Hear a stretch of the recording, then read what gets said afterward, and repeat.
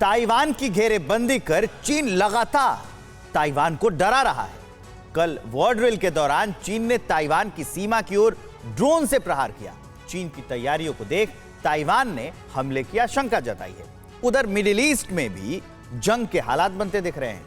आतंकी संगठनों के ठिकानों पर इजरायल की कार्रवाई के बाद फिलिस्तीन ने गाजा से इजरायल के इलाकों पर ताबड़तोड़ रॉकेट दागे। इसके बाद इजरायल ने भी गाजा पर जवाबी हमला किया। फिलिस्तीन ने आरोप लगाया कि इजरायल के हमले में 24 लोग मारे गए। दुनिया के कई देशों में तनाव से जुड़ी खबरों के लिए आइए देखते हैं ग्लोबल टेंशन टॉप 9। ताइवान की सीमा के करीब वॉर एक्सरसाइज कर रहे चीन बार बार ताइवान पर दबाव बनाने की कोशिश कर रहा है। चीन साउथ चाइना सी में ताइवान को घेरकर वॉर एक्सरसाइज कर रहे चीन ने कल ताइवानी स्टेट में 3 बार ड्रोन से अटैक किया। पीएलए की ईस्टर्न थिएटर कमांड ने कहा कि योजना के मुताबिक ताइवान द्वीप के उत्तरी, दक्षिणी, पश्चिमी और पूर्वी जल और हवाई क्षेत्र में संयुक्त युद्धाभ्यास और प्रशिक्षण जारी है। इस मिलिट्री ड्रिल में चीन के 14 युद्धपोत के साथ कई फाइटर जेट्स भी शामिल हैं। चीन के आक्रामक तेवर को देख ताइवान भी पूरी तरह से अलर्ट है। उसकी सेना भी युद्ध के हालात से निपटने की तैयारियों में जुटी है। चीन के विध्वंसक मिसाइलों की तैनाती पर ताइवान के रक्षा मंत्रालय ने कहा है कि ताइवान स्टेट के आसपास कई पीएलए विमानों ने मेडियन लाइन को पार किया है। ताइवान ने कहा कि चीन की वॉर एक्सरसाइज को देखकर लगता है कि चीन हमले की तैयारी कर रहा है। ताइवान चीन की हर हलचल की निगरानी कर रहा है। ताइवान ने भी चीन के युद्धपोतों को निशाना बनाने के लिए हार्पून मिसाइलों से लैस F-16 वाइपर को सीमा पर तैनात कर दिया है। ताइवान की घेरेबंदी कर चुका चीन कल से येलो सी में भी अपनी ताकत आजमा रहा है। चीन की समुद्री सुरक्षा विंग ने कहा कि चीन येलो सी में 6 से 15 अगस्त तक लाइव फायर ड्रिल कर रहा है, जो समुद्री सीमाओं तक ही सीमित रहेगा।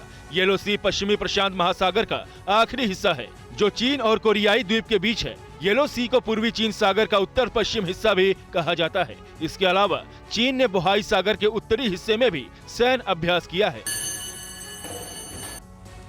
नैन्सी पेलोसी के ताइवान दौरे से तिलमिलाए चीन के ताइवान की सीमा पर वॉर डील करने से दुनिया में एक और युद्ध का खतरा मंडरा रहा है। चीन की जंगी तैयारी के बीच अमेरिकी एक्सपर्ट्स ने दावा किया है कि चीन किसी भी वक्त ताइवान पर हमला कर सकता है। इस बीच अमेरिका, ऑस्ट्रेलिया और जापान ने संयुक्त बयान जारी कर चीन से ताइवान की सीमा के करीब उकसाने वाली वॉर ड्रिल को बंद करने की अपील की है। एक दिन पहले ही साउथ चाइना सी में वॉर एक्सरसाइज के दौरान चीन के छोड़े मिसाइलों में 5 मिसाइलें जापान की सीमा में जाकर गिरी थी।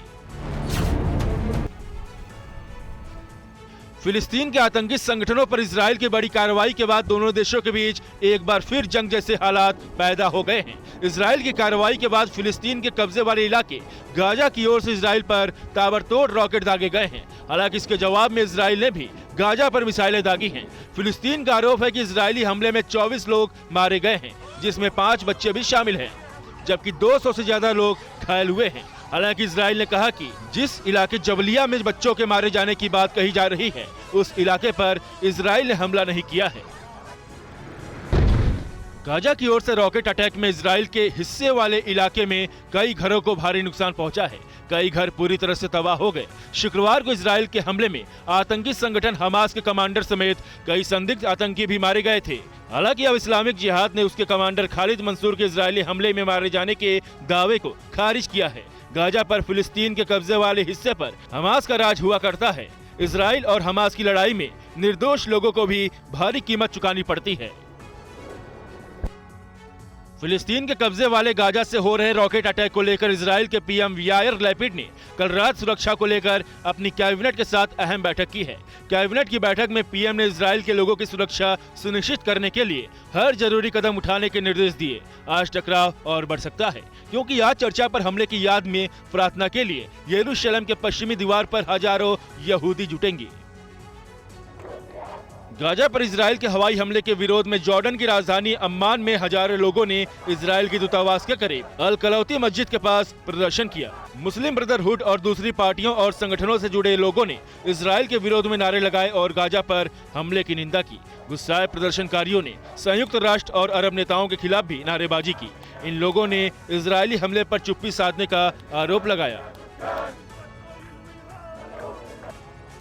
फिलिस्तीन के कब्जे वाले इलाके में आतंकियों के खिलाफ कार्रवाई के विरोध में यमन के हूती विद्रोही भी इजराइल से बदला लेने की तैयारी कर रहे हैं। शनिवार को हूती विद्रोहियों ने अपनी फौज की परेड निकाली।